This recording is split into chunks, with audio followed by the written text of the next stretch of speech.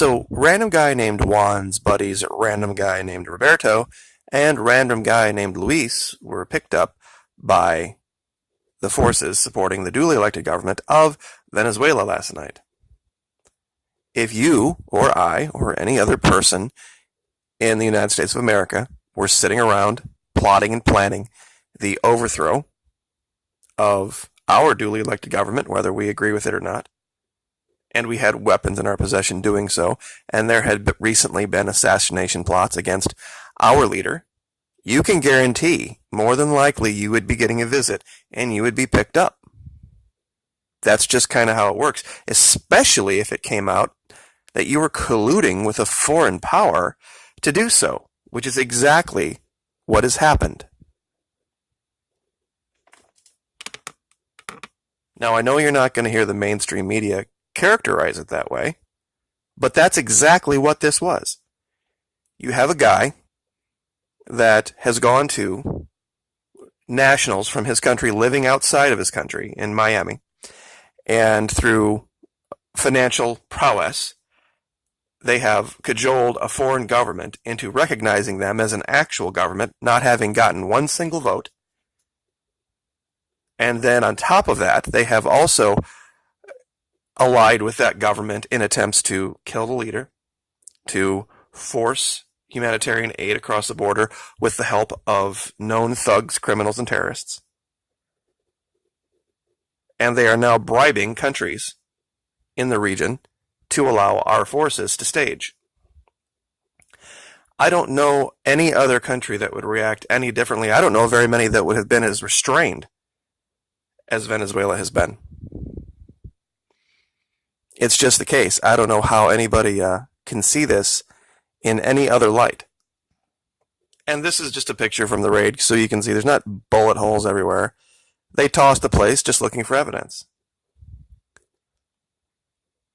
But it goes to something that is apparent now. DC is a complete and total and utter joke and a failure. They have no idea what they're doing. The special envoy to Venezuela, convicted felon Elliot Abrams, could not, when asked directly how random guy named Juan really is president. And I'm sure a lot of you have seen that video. It's floating around. He's confused and stumbling all over himself. It's a giant game and a lie. But while it's a game to the people in D.C., it's costing lives in Venezuela. And there's going to be an answering for this eventually. It's why I have spoken about learning to govern our states independently, because it might not be an option in the future. Let's just put it that way. It may be something big, it may be something small, but this is a really good example. This was from a month or so ago when the governors of New Mexico and California and Wisconsin, regardless of the protestations of the federal government, pulled their National Guard troops from the border. So when it came down to the federal government wants this and the state wants that, guess which way it went in all three cases?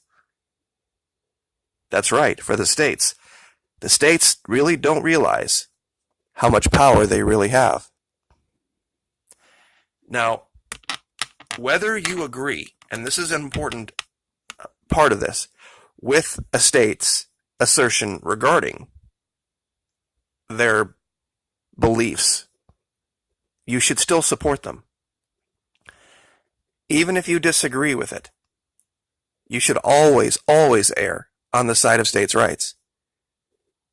We've talked about how Iowa is a sanctuary state, solid red. But they bring in all sorts of illegals to work in the trailer factory. Same thing with Indiana. Same thing with southern Michigan. So they have an interest in that cheap, off-the-books labor, as do a lot of states. And I think, personally, it should be up to each state. And if you don't like it, no one forces you to live in any state. Sometimes it's a small thing, well, depending on your perspective, a small thing. Like here in Arkansas, where the governor signed a truth in labeling bill. And there are people that have come out and attempted to mitigate this by saying, well, federal law, First Amendment says we can put on our labels whatever we want. Freedom of speech does not give you the right to mislabel things. But I'll give you the link or show you where the link is on this. Just Google Arkansas governor signs a truth in labeling bill, and I'm sure you can find it. It's about saying that there's rice in things when they're making rice out of cauliflower. And just little different things like that. But once again, this is an idea of the state doing something that's better for its people than what the federal government would do. And most recently, the biggest story has come out of Missouri. And they have decided to do away with all federal laws restricting certain rights to carry certain things for your protection. And I will leave that there, given the platform that we're on. Sometimes even using the word can get you shadow banned and demonetized, so we're not going to do that.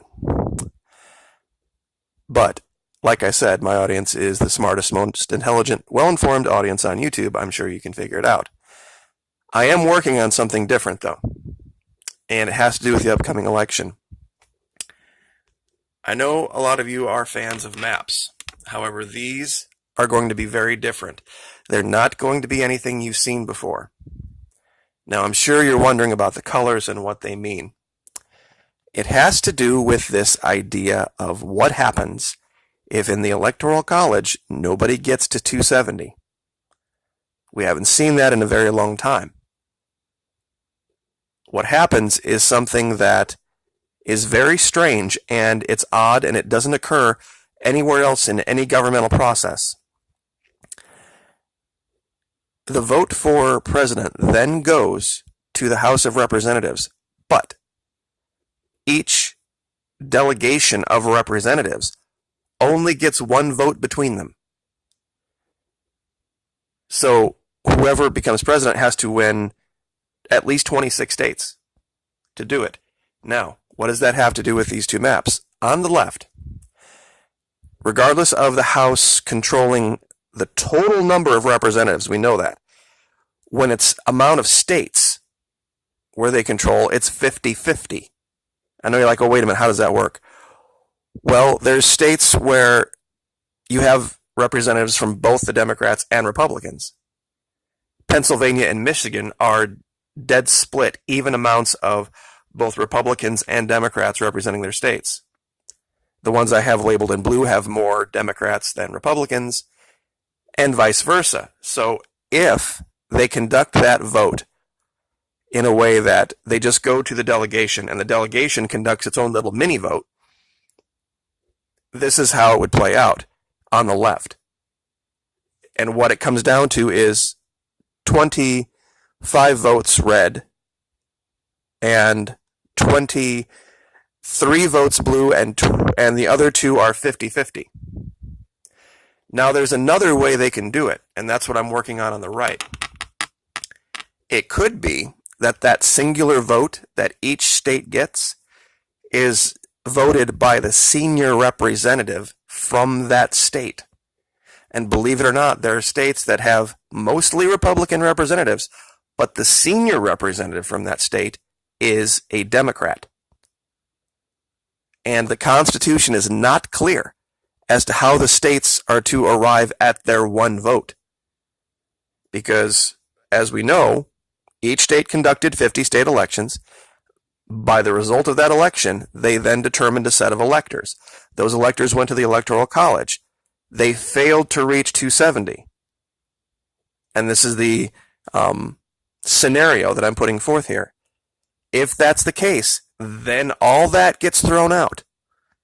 And it just goes to the House of Representatives. And there are 50, and the District of Columbia, I believe they get a vote. Each state only gets one vote. But, like, for example, Florida has 29 representatives, I believe. And they're a mixture of Republicans and Democrats. And as you see on the left, if you would just count it up by the number of Republicans versus Democrats, there's more Republicans, but the senior representative is someone named Alcee Hastings. And he's a Democrat. So if he's the one that gets to cast that vote, then regardless of how the popular vote turned out, regardless of anything else, Electoral College, it would go as a vote for blue. Same thing in Georgia, same thing in North Carolina, same thing in Pennsylvania, same thing in Indiana. Michigan would be red because of Fred Upton. He's a Republican. They're split down the middle. And I haven't even gone through all the states yet, so I just went through some of the more important ones. But this could be an angle for the Democrats. Now, I'm not even alleging anyone should participate in this, but it just goes to show how much of a failure the Republican RNC DNC criminal system is. Our founding fathers never envisioned there only being two parties, or there even being parties involved in this electoral college nonsense. And even if there were, they did not plan for the office of the president to be something that was so pervasive and controlling over all the country. States were meant to have the power, not that office. So if you have any questions, I know it's confusing, I'll go over it one more time. If we don't get to 270 in Electoral College, which is what I think the Democrats are angling for, they're going to run a whole bunch of people. They're not going to try to get 270 themselves just for one person. They're going to try to keep the current administration from getting 270 so that it goes to the House of Representatives. And on the left, you see a map how it would turn out if the states, each single vote they get, would just go along how many representatives are from a certain party. That's why you see so much red. Even though the House in total numbers has more representatives from the Democrats by state, it's dead even. In fact, the Republicans have a little bit of an advantage. But on the right, what you see are states that, even though the four I have outlined in blue and the one in red, even though their states have more of one party, the senior representative of that party is of the other one. Most specifically, Florida, Georgia, North Carolina, Pennsylvania, all being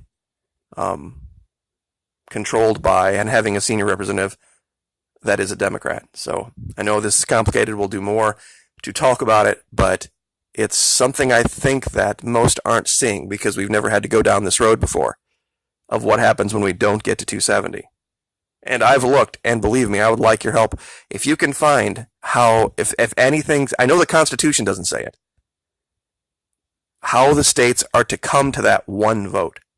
It just says the state gets one vote from the House of Representatives, not the Senate. The Senate does the vice president, which is insane to me because we could literally see a president from one party and a vice president from another. It's absolutely nuts, but we'll leave it there. Like, share, subscribe.